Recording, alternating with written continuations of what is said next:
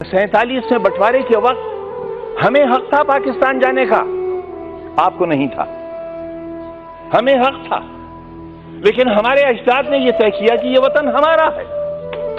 हमारे अजदाद की कब्रें हैं यहां, हमारे बुजुर्गों के मज़ारात हैं यहां। जामा मस्जिद है दिल्ली की, ताजमहल है, किले हैं, हमारे बुजुर्गों की यादें हैं, और यही आज धरोहर है हमारे भारत की। वही लोग गद्दार हो गए, उन्हीं का नाम लेकर सड़कों पर मारा जाने लगा। हम अपनी मर्जी से रुके थे, हमें किसी ने जबरदस्ती नहीं रोका था। जो अपनी मर्जी से रुके उनके लिए आज ही सदन में यह कहा गया कि जो वंदे मातरम नहीं कहेगा उसे भारत में रहने का अधिकार नहीं होगा। बहस वंदे मातरम की नहीं है। मेरी बात तो सुन लें आप, मेरी बात सुन लें, हो सकता है आपको शर्मिंदगी हो। बात वंदे मातरम की नहीं है मान्यवर। अगर कानून की बात करूं तो सुप्रीम कोर्ट कहता है कि वंदे मातरम के लिए मजबूर नहीं किया जा सकता, सबसे बड़ी अदालत वो भी है। लेकिन अगर आपने इतिहास पढ़ा हो, रेशमी रुमाल तहरीक, हिंदुस्तान को आजाद कराने के लिए कितने उलमा ने फांसी के तख्ते चूमे थे, कितने लोग मारे गए थे। देश में न जाने कितनी मिट्टी की पहाड़ियां वो हैं जिनमें हमारी लाशें आज भी सड़ गई होंगी, लेकिन उनमें दफन नहीं। रेशमी रुमाल तहरीक में अगर आप रेशमी रुमाल की तस्वीर देखेंगे तो उस पर भारत मां की तस्वीर छपी हुई मिलेगी आपको। ये रिश्ते कब थे? ये 1942 में जब हिंदू और मुसलमान ने एक बर्तन में खाना खाया था, तब अंग्रेज को लगा था कि वो अब हिंदुस्तान में राज नहीं कर सकेगा, और 1942 से ही उसने अपना बिस्तर बांधना शुरू कर दिया था, और 1947 में हिंदुस्तान आजाद हो गया था।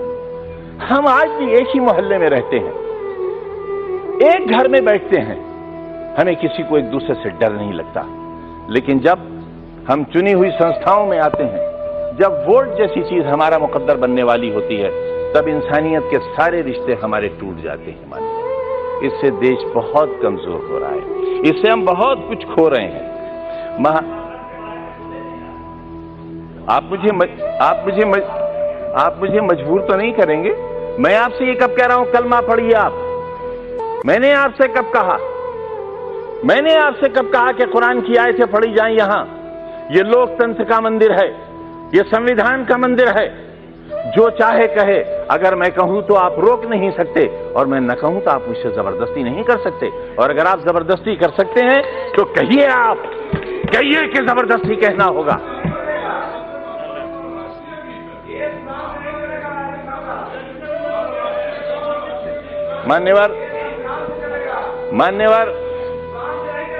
मान्यवर संविधान से चलेगा, यही तो हम भी चाहते हैं, यही हम चाहते हैं। अगर संविधान में कहीं किसी मजहबी किताब का कोई श्लोक, कोई आयत पढ़ने के लिए कहा गया हो, मैं सबसे पहला व्यक्ति हूंगा जो इस हुक्म पर नतमस्तक करूंगा। मानो संविधान को। मैं भी यही कह रहा हूं, हमें संविधान को मानना चाहिए, और जो लोग संविधान को नहीं मानेंगे वो देश के साथ अच्छा नहीं करेंगे, क्योंकि ये देश बहरहाल सबका है। पूरा जिस्म हाथों से बना हुआ नहीं है, पूरा जिस्म पैरों से बना हुआ नहीं है। शरीर का एक हिस्सा खत्म कर दिया जाए, इंसान इंसान नहीं रह जाएगा।